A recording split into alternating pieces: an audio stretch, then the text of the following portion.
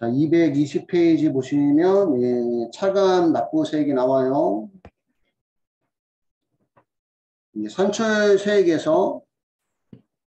산출세액에서 세액감면과 세액공제 예, 빼주고 그 다음에 예, 뭔가 의무를 이행하지 않았을 때 예, 이게 이제 의무 불이행이 되겠죠. 의무를 이행하지 않았을 때 이제 가산세하고 감면분 추가납부세액을 더하면 예, 총 부담세액이 나오고 총 부담세액에서 이제 기납부세 기존에 납부한 세금을 빼주면 예, 차감 납부할 세액이 나오는데 기납부세액은 이제 중간연합세액, 원천징수세액, 소시부가세 이런 거 이런 시험 물어볼 때 있어요. 이런 거 기납부세액에 들어가는 거 중간연합세액, 원천징수세액, 수시부가세 빼주면 차감 납부할 세액이 나오고 예, 경정세액 공제 빼주면 예, 차감 납부세액이 나옵니다. 경정세액 공제는 사실과 다른 회계 처리에 기인한 경정세액 공제. 사실과 다른 회계 처리를 우리가 다른 말로 뭐라고 얘기하냐면 분식회계라고 해요. 분식회계.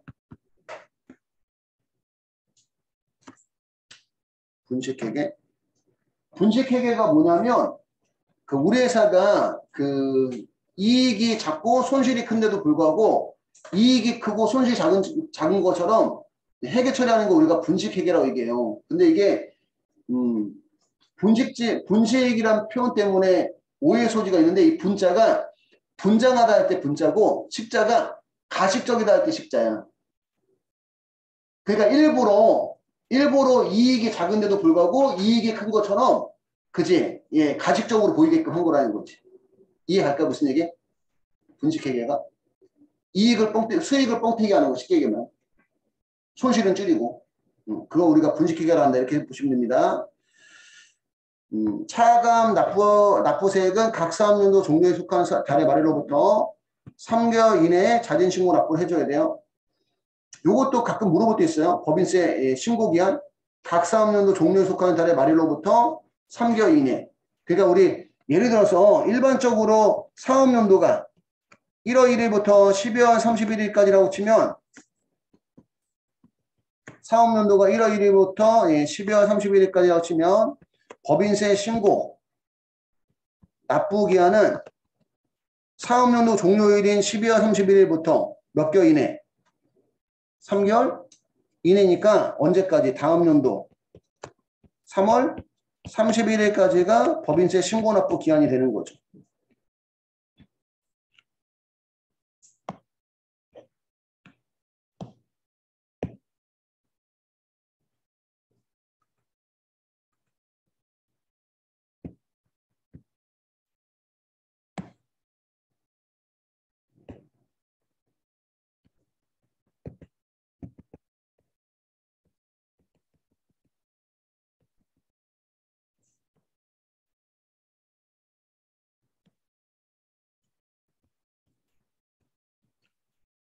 보시면 되고 세액감면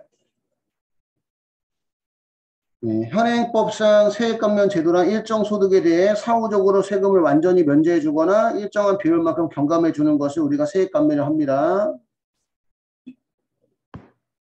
세액감면의 종류에는 일반 감면과 기간 감면 넘어가도 될 것 같고요. 여기는 일반 감면, 기간 제한이 없이 적용되는 감면, 중소기업에 대한 특별세액 감면과 기타의 세액 감면이 있대요. 중소기업에 대한 특별세액 감면은 제조업 등 48개 업종 영위하는 중소기업으로서 당에서 발생한 소득에 대해서 수도권 외 도매업 등의 중기업은 5%, 도매업 등의 소기업은 10%, 수도권 외 제조업 등의 중기업은 15%, 수도권 외 제조업 등의 소기업은 20%, 수도권 외 제조업 등의 소기업은 30%.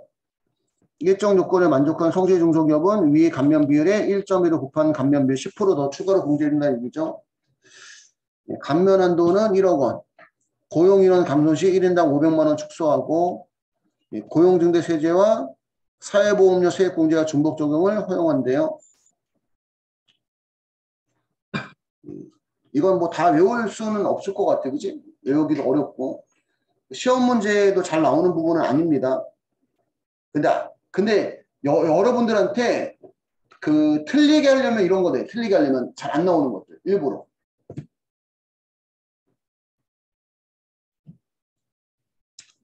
기타의 세액 감면은 그냥 이런 게 있다. 이따 정도만 보시면 될 것 같고, 기간 제한 감면, 일정 기간만 적용되는 감면, 창업 중소기업 등에 대한 세액 감면, 수도권 가밀업체권역 외의 지역에서 창업한 중소기업, 창업보육센터 사업자로 지정받은 법인, 창업벤처 중소기업, 에너지 신기술 중소기업 이런 법인들은 최초로 소득이 발생한 사업연도와 그 후 4년간 50% 감면해준대요. 신성장 서비스 업종 감면율은 75%나 50%, 창업 중소기업 등에 대한 세액 감면은 수도권 가밀업체권역 외의 지역에서 창업한 중소기업, 수도권이 그죠? 그 뭐 서울시, 그다음에 인천광역시, 그다음에 경기도 이런 데들은 우리가 이제 수도권이라 얘기하죠, 그지?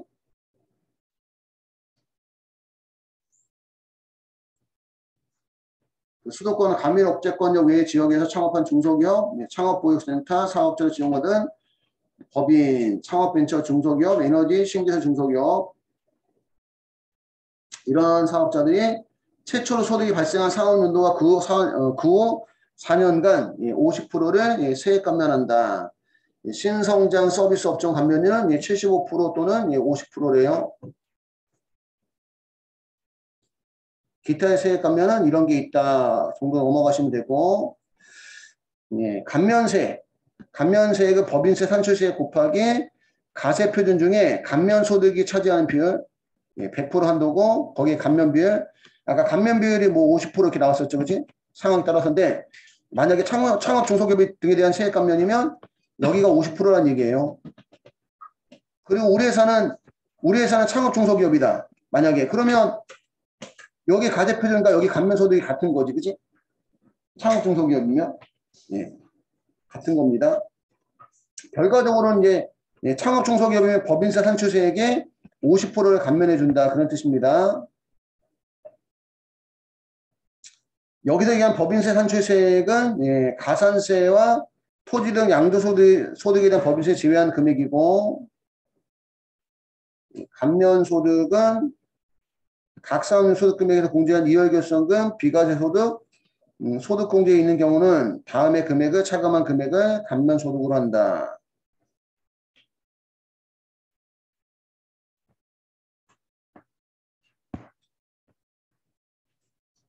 공제액 등이 감면사업 또는 면제사업에 발생한 경우는 공제액 전에, 공제액 등이 감면사업 또는 면제사업에 발생했는지 여부가 불분명한 경우는 공제액 등을 소득금액에 비례해서 안분 계산한 금액 넘어가도 될 것 같고요. 감면 규정 간의 중복 적용 배제. 동일한 사업장에 대해서 동일한 사업연도에 다음의 감면 중 둘 이상이 적용될 수 있는 경우는 그중 하나만을 선택해서 적용받을 수 있습니다. 기간 제한 감면과 중소기업 특별세액 감면과 외국인 투자기업에 대한 세액 감면, 이런 것들이 둘 이상이 적용될 경우는 그 중에 하나만 선택해서 적용받을 수 있다.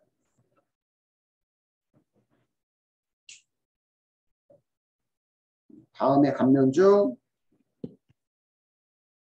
둘 이상이 적용될 수 있는 경우는 그중 하나만, 기간 제한 감면, 중소기업 특별세액 감면, 외국인 투자기업에 대한 세액 감면.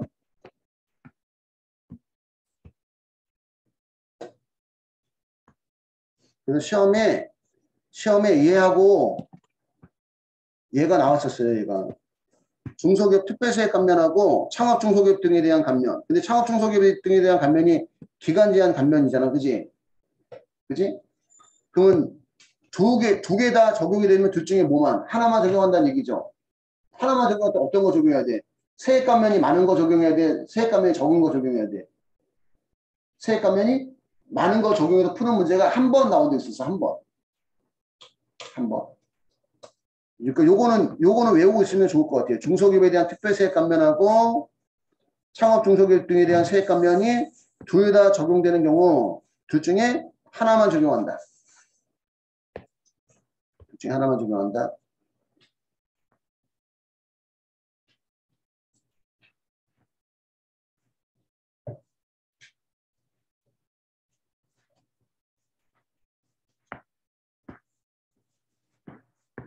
보시면 되고, 금액 계산하는 거는 예, 자동으로 계산이 돼요. 실무에서는. 세액공제.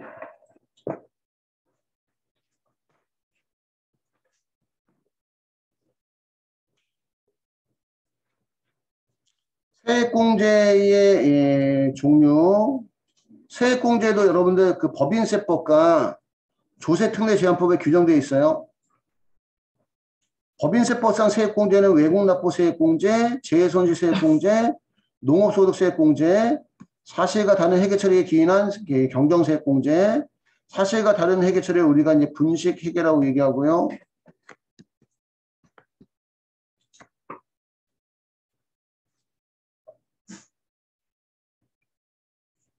법인세법상 세액공제에서 외국납부세액공제는 10년간 2월 공제, 재해손실세액공제, 농업소득세액공제는 2월 공제 없고, 사실과 다른 회계처리에 기인한 경정세액공제는 5년간 2월 공제예요. 외국납부세액공제도 원래가 그 5년간이었는데 이게 이제 10년간으로 바뀌었어요. 소득세법도 마찬가지예요. 소득세법도. 최저한세는 적용 대상이 아닙니다. 법인세법상 세액공제는 최저한세 적용 제외. 최저한세가 실무시험 6점짜리도 나와요. 최저한세가. 조특법상 세액공제는 연금이 인력개발비 세액공제, 각종 투자 세액공제, 기업의 어음제도 개선을 위한 세액공제, 특허권 등의 취득에 대한 세액공제, 전자신고에 대한 세액공제, 지급 명세서에 대한 세액공제, 제3자 물류비용에 대한 세액공제, 연금이 인력개발비 세액공제는 시험에 종종 나옵니다. 조특법상 세액공제도 10년간 2월 공제고 적용. 연금이 인력개발비 세액공제, 중소기업은 전액, 일반 기업은 석박사 핵심연구 인력, 인건비분과 지급명세서에 대한 세액공제는 최저한세 적용 대상이 아니다. 그러니까 조특법상의 세액공제는 원래가 최저한세 대상이에요. 최저한세 대상이라는 건 뭐냐면 최저한세에 걸리면 공제 못 받는다는 얘기야. 최저한세에 걸리면 공제 못 받는다.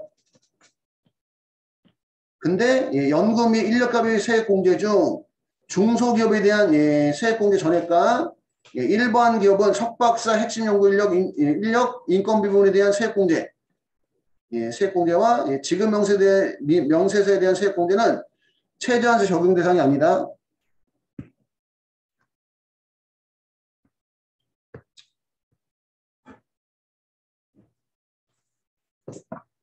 그 다음에 세액공제와 세액감면의 적용 순서.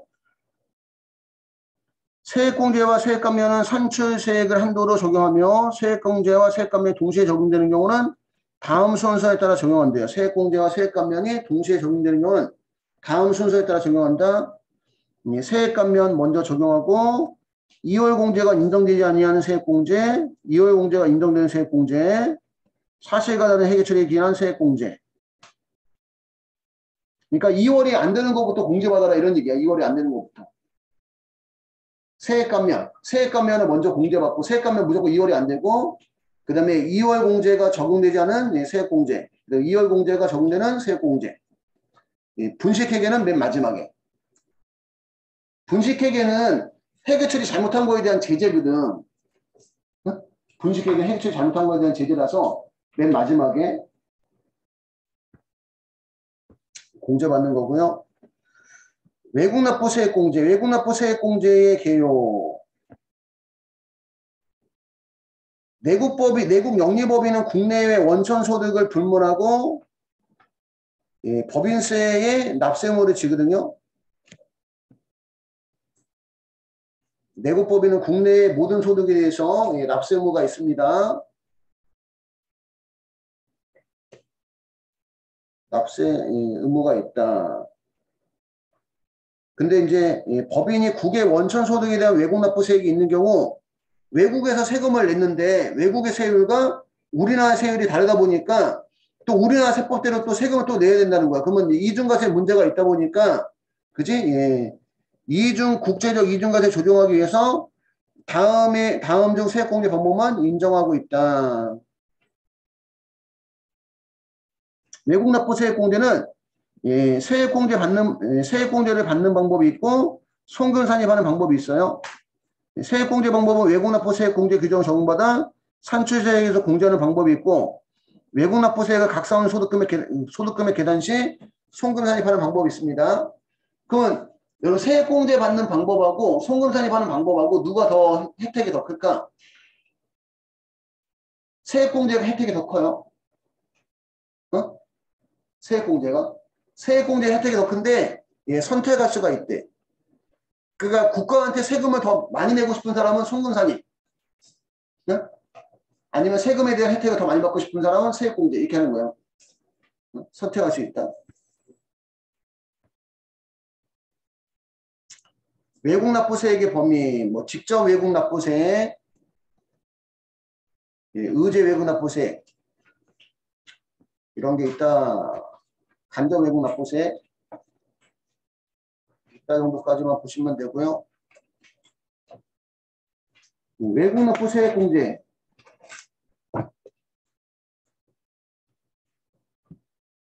외국납부세액공제액은 둘 중에 작은 금액을 공제 가능하대요. 실제 외국에서 납부한 세금, 직접 외국납부세액, 의제 외국납부세액, 간접 외국납부세액, 실제 외국에 납부한 세금하고 법인세 산출세액 곱하기 가세표준 중에 국외 원천소득이 차지하는 비율 둘 중에 작은 금액을 한도로 외국납부세액 공제를 받습니다. 법인세 산출세액에는 토지 등 양도소득에 대한 법인세는 제외한대요.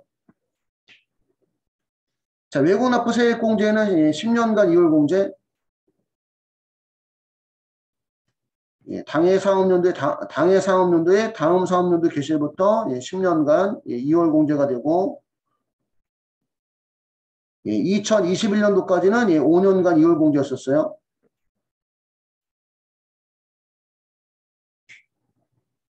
(2021년) 이전 2021년 이전까지는 5년간 2021년 이후부터는 10년간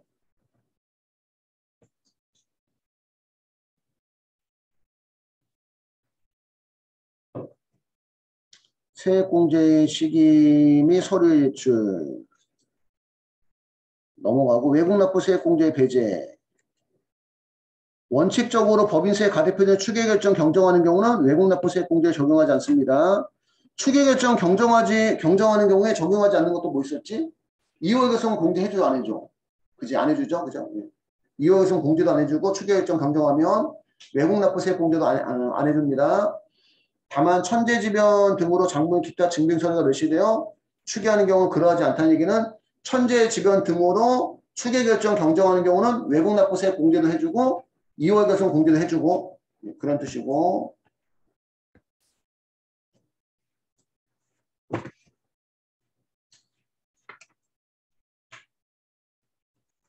재손실세액 공제도 시험에 나오면 이론 시험에 나와요. 이런 시험에 법인의 사업연도 중에 천재지변 기타 재해로 인해서 납세가 곤란하도 인정되는 경우는 세손실세액공제를 적용하는데 재해손실세액공제를 적용받기 위해서는 재해상실 비율이 몇 프로 이상이어야 돼? 몇 프로 이상? 20% 이상이어야 됩니다. 소득세법에서도 마찬가지였어요.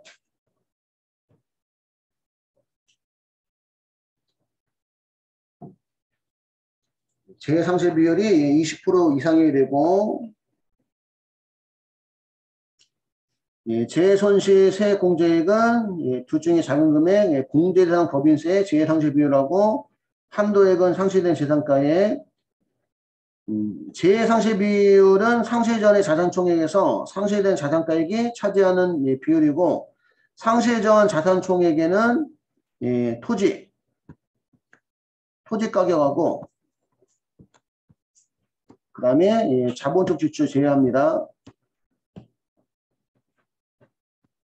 자본적 지출 제외하는 거 아니거든. 이건 다른 것도 우리 뭐 진행 기준 할 때하고 또 헷갈리는 거. 토지 가격 상실 전의 자산 총액은 토지 가격 제외.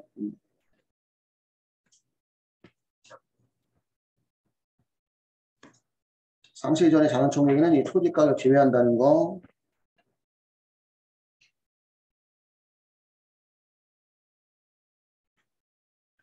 이런 것도 이론 시험에 나오긴 나올 수 있는데 유효사항. 상실한 자산이 수탁자산 또는 타인 소유 자산인 경우에 그로 인한 변상 책임이 당해 법인에 있는 경우는 변상 책임이 당해 법인에 있는 경우에는 당해 자산은 사업용 총자산가액 및 상실된 자산가액에 포함시켜요.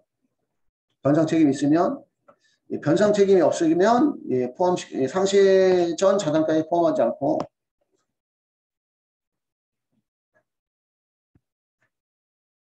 그런 것도 이런 식으로 나올 수가 있고요.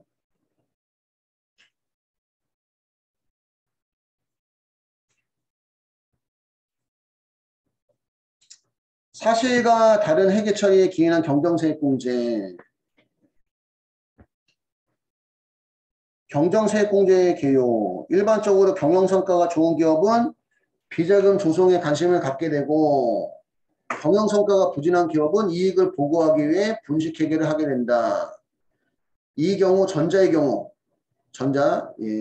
경영성과가 좋은 기업의 경우에는 세무조사 등을 통해서 세액의 추징을 하게 되고 후자의 경우 경영성과가 부진한 기업은 가세표준과 세액의 경영성과가 부진한 기업은 가세표준과 세액의 가다가sem으로 인해서 법인이 국세기본법에 의해서 경정청구를 하게 되면 환급을 해줘야 된다는 얘기야. 그러니까 실질적으로 이익이 적은데도 불구하고 이익이 많은 것처럼 해서 신고해서 세금을 더 냈다는 거지.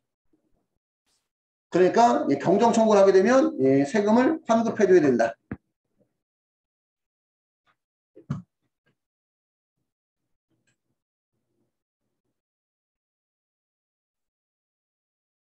그래서 세액공제의 규정을 보시면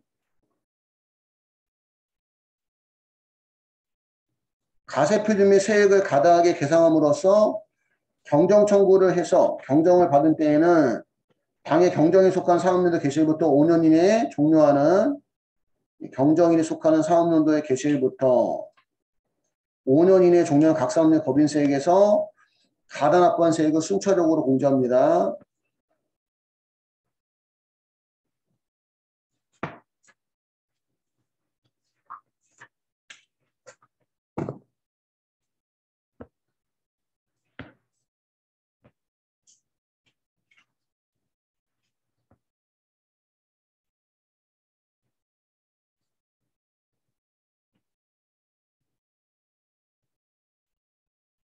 가다납부세액을 감액경정에 속하는 사업연도부터 각 사업연도의 법인세액에서 계속 공제한다. 가다납부세액을 감액경정에 속하는 사업연도부터 각 사업연 법인세액을 계속 공제하는데 단 다음의 요건을 모두 갖춘 경우에는 가다납부세액의 환급을 제외하는데요.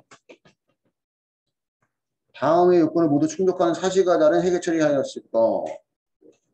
자본시장과 금융투자에 관한 법률에 따른 사업보고서 및 감사보고서를 제출할 때 수익 또는 자산의 가다 계상하거나 손비 또는 부채를 가소 계상할 것, 공인의 계사 등의 경고주의 등의 조치를 받을 것.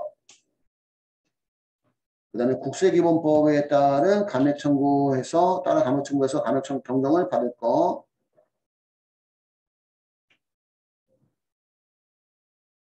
환급 제한 방법은 위 요건에 만족하는 환급 제한 대상 법인에 대해서는 가다 납부한 세액을 환급하지 않고 그 경제에 속한 사업연도부터 각 사업연도의 법인세액에서 가다 납부한 세액의 20%를 한도로 해서 공제하고 공제 후 남아있는 가다 납부한 세액은 이후 사업연도 2월에서 공제합니다.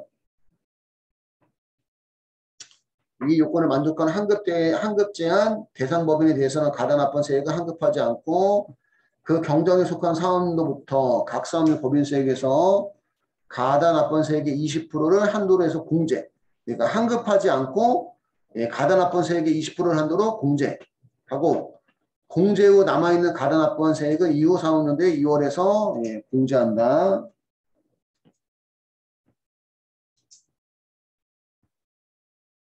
여기까지 보시면 될 것 같고 조세특례제한법상 세액공제, 연금 및 인력개발비 세액공제 요거는 실무시험 6점짜리로 종종 나와요. 내국법인이 각 가세연도에 연구 인력개발비가 있는 경우 일정 금액을 해당 가세연도에 법인세에서 공제합니다. 서비스업 영위하는 법인은 연금 및 인력개발 세액공제 적용받을 수 없어요. 소비성 서비스업은 연금 및 인력개발 세액공제 적용받을 수 없다. 세액공제액은 1 플러스 2 플러스 3이래요. 해당 가세연도에 발생한 신성장 동력 연구개발비의 20%, 중소기업 30%, 해당 가세연도 발생한 원천기술 연구개발비의 20%, 중소기업은 30%, 1번과 2번에 해당하지 않는 거, 주로 이게 나와요, 3번이. 1번과 2번에 해당하지 않거나 선택하지 않은 경우에는 아래 금액, 초과 발생액의 공제율, 일반 기업 25%, 중견기업 40%, 우리는 중소기업이니까 50%, 해당 연도 발생액의 20%, 25%, 기업과 니은 중 큰 금액을 연금의 인력개발비 세액공제 해줍니다. 막상 문제 풀어보면 어렵지 않습니다.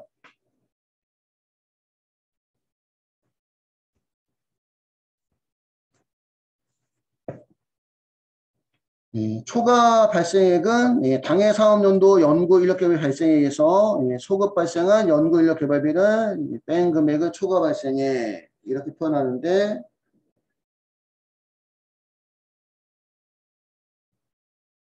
소급 발생한 연구 인력개발비는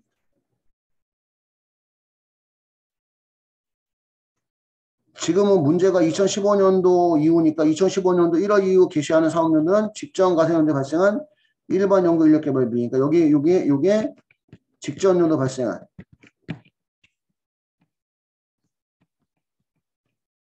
당해 사업연도 연구 인력개발 발생에 의해서 직전 연도 발생분을 뺀 것을 우리가 초과 발생액을 한다 이런 얘기입니다.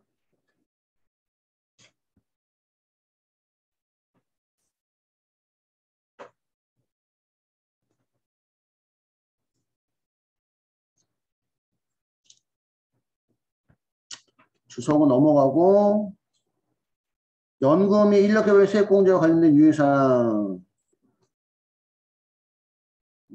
중소기업은 세액공제 전액을 최저한세 적용 대상에서 제외하고, 중소기업 외에는 석박사급 핵심 연구인력 인건비분 세액공제 상당액만 최저한세 적용 대상에서 제외하고, 조특법상 기타 세액공제. 요거 시험에 나온 적 있었어요. 고용중개세액공제, 구고용청초투자세액공제, 청년고용중개세액공제, 내국법인이 제조업, 건설업, 도소매업 등에 필요한 투자를 하는 경우와